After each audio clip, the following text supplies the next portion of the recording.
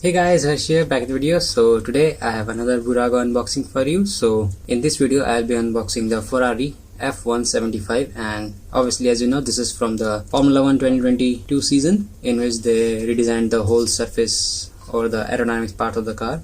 So looks very good indeed, even in the box itself. And obviously this is from Charles Leclerc, bearing the number 16. So pretty good packaging. As you can see, it comes with this nice hard case. You can also buy this in standard, like this cardboard case, that's a bit cheaper than this particular version, but it comes with a driver's helmet, so that's pretty nice. So let's just take it out and see what we get. And as you can see, here is the car itself, very nicely packed.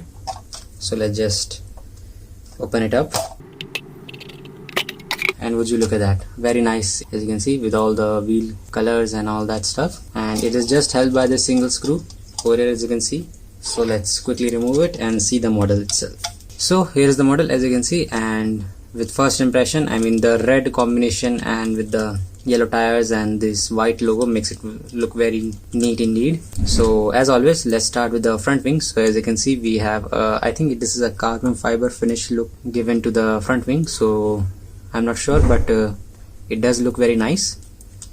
And at the side we have, as you can see, the main sponsors there, and also on the other side, and also on the inside there as well, as you can see. Then if you move to the nose cone, you can see we have the Ferrari logo there and all the other sponsors, including Shell as well. And as you can see, these tiny fins, I think these are also in the same carbon fiber finish look, so that's pretty nice also. And then if you move to the suspension side, then you can see that it is a lot more improved than the previous year's Burago models. So this time they have added a lot more detail to them, so that's pretty nice. And also these little fins that cover over the wheels, so these are pretty accurately placed, I think, as you can see from the front if you look. And as you can see that the antenna is slightly skewed to the right side, so all you can do is just push it to the other side, and that way it will point straight up. This is always the problem with the Ferrari models, because they use this sort of antenna. No any other team use them, so this is a pretty delicate part, so be careful with that. And also, as you can see, the wheels are now quite different from last year. So these are slightly bigger wheels and with the cover on top of them, so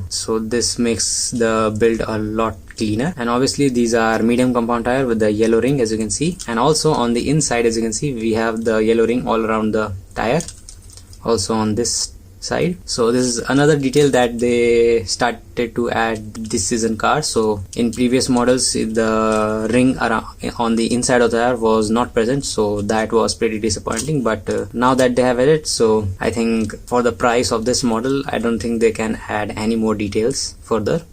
But we will see how good they can make their car. Now coming to the cockpit side, we can see we have a few more logos there, quite nicely printed. As you can see, you can easily make out what logo is present. And obviously at the cockpit side, you can see we have the driver's helmet along with the body of Charles Leclerc, I think.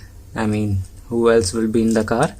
So not a lot of detail on the body itself, but as for the helmet, I mean, it's pretty spot on, well detailed for the size. I mean, look at it, it's even smaller than my fingernail. I think the helmet detail are very nice. Now if you move to the side, we can see we have the main engine intake or the side pod, which was missing on the Mercedes car this year, and also the bargeboard style, which is a lot more simpler now. So easy for these modelers to depict that, because in the last year's car it was very complicated with all the fins and all that stuff, and right now it is just these fins on the bottom of the car. Now as you can see, the overall car is very nicely in red color with a matte red finish, and the sponsors are in their normal metallic finish, so this gives a pretty nice look to the car all around. And underneath the body itself, you can see we have the, what do you call it, the company brand and the model name and the scale. So obviously this is the 1:43 scale, so quite a big car, as you can see in the hand,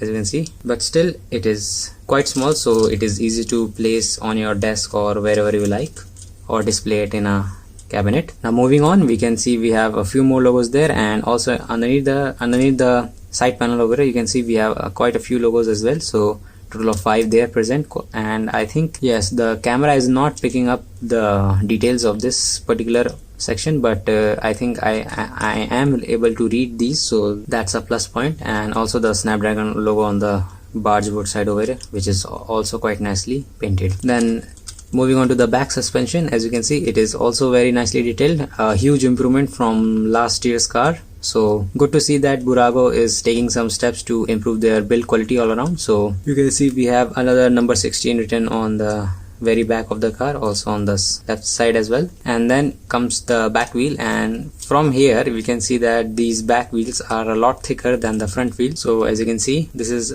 quite a minor that they have added. So coming to the back wing, as you can see, we have the DRS system enabler over here with the hydraulic stick sticking out. So this is a pretty good detail that they are able to add. As you can see, it is made out of plastic though, so be careful. Then we can see we have the back wing, and this is also in some sort of carbon fiber-ish look, but it's a bit different from the floor, as you can see. And all around, the front wing looks pretty good. At the back we can see we have all the necessary logos there, and also on the sides there, as you can see. And then if you move to the back, we can see we have the exhaust system there, and I think the inside of it is actually painted red for some reason. I don't know why, but still exhaust pipe is there. I mean, that's good enough for me.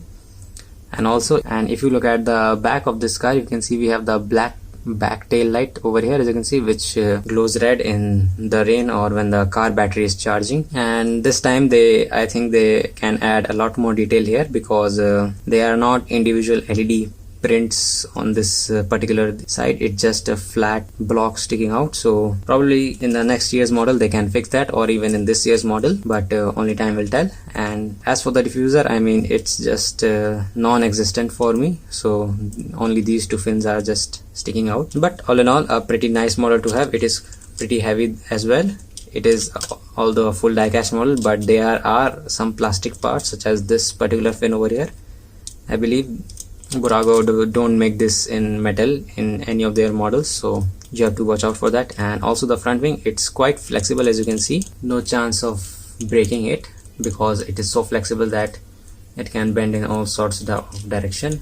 Also with the back wing, as you can see, it flexes quite a lot, so if you struck it accidentally, it will not just break off, it will bend a few, and once it hits its breaking point, it will just break off. So this could be played as a toy, but for collectors, I think this is a pretty good model. So anyways guys, thanks for watching the video. If you have any comments regarding this video, you can comment down below. And so thanks for watching this video guys. Please like, subscribe and share, and I will see you all later.